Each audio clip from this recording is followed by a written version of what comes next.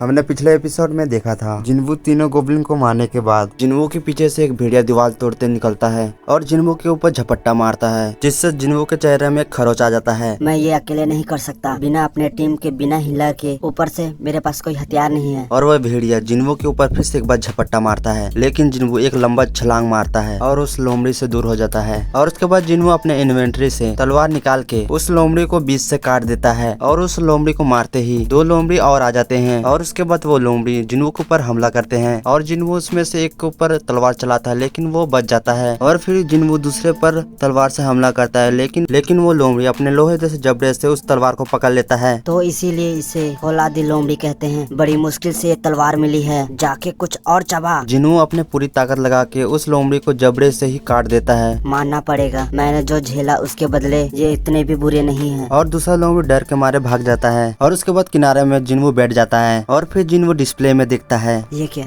मैं लेवल 2 पे हूँ?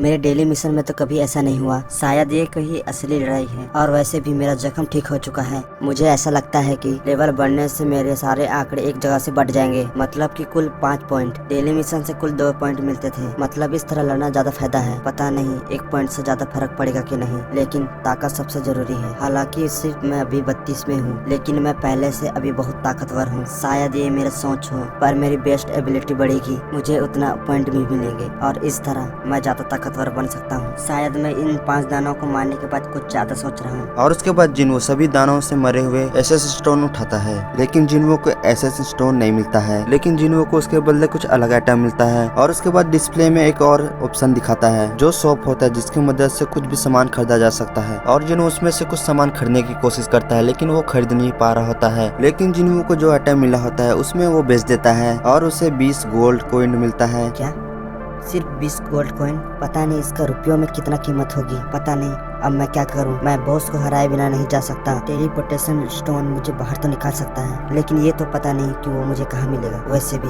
मेरे पास यहाँ पास रहने के लिए खाना भी कम है। ई रैंक हो या ना हो, लगता नहीं है कि मैं एक बॉस को हरा सकता हूँ। अगर मैं उससे पहले मर गया तो। और उसके बाद बहुत सारे भेड़िया दिखाई देते हैं जिन्वू को। तो क्या फर्क पड़ता है, मौत को वैसे भी मैं पहले देख चुका हूँ। और उसके बाद जिन्वू सभी को धड़ाधड़ मारे जा रहा होता है। बहुत सारे वुल्फ को मारने की वजह से जिन्वू का हथियार दरार पड़ जा रहता है। और फिर तब ये तलवार ज्यादा देर टिक नहीं पाएगी, और वैसे भी हथियार जिंदगी भर साथ नहीं देती है। फिर भी शायद रुकने का यही वक्त है। मेरे पास भेड़ियों के नुकीले दांत 34 है और 2 पुराने खंजर है और एक जादुई कोट है, और सबसे जरूरी चीज टेलीपोर्टेशन स्टोन। तो क्या मैं लौट जाऊं? पर शायद मुझे इतनी ताकतवर बनने की और कभी मौका नहीं मिलेगी। स्टोन का इस्तेमाल करने के बाद इस तहखाना का क्या होगा? क्या ये गायब हो जाएगा? अक्सर कोई गेम में ऐसा ही होता है। शायद मैं ऐसी चीज में फंस गया हूँ जिसकी समझ मुझे नहीं है। जितना सोचा था उससे भी ज्यादा मुश्किल है। तो क्या मैं यहीं से वापस लौट जाऊँ या फिर नहीं? और उसके बाद जिन्वू ये सोचने के बाद तहखाने के अंदर चले जाता है और रास्ते में आने वाले दानों को जिन्वू मारते हुए आगे बढ़ रहा होता है। और मारते मारते वो अपना लेवल 15 में कर लेता है। जैसे जैसे मेरा लेवल ऊपर जाएगा उतना ही मायावी दानों को हराना आसान होगा। अब उनका शब्दों का रंग बदल चुका है। सफेद मतलब वो मुझसे कमजोर है, ऑरेंज मतलब वो मेरे बराबर है, रेड यानी मुझसे ताकतवर। अब वो लाइगन का रंग सफेद है, मतलब मुझसे कमजोर। शायद अब उन सभी में से मैं ताकतवर हूँ। उसके बावजूद मुझे नहीं लगता कि मैं उसे हरा सकता हूँ जो वहाँ नीचे है। और जिन्वू तहखाने का और नीचे चले जाता है। तहखाने के अंदर जाने के बाद जिन्वू इधर उधर देखता है, लेकिन जिन्वू को कोई भी दानव या मोस्टर नहीं दिख रहा होता है। ये स्टेशन बहुत ही अलग लग रहा है। फिर तभी अचानक जिन्वू को कोई चीज जोर से टक्कर मारती है, जिससे जिन्वू दूर जाके दीवार में लगता है।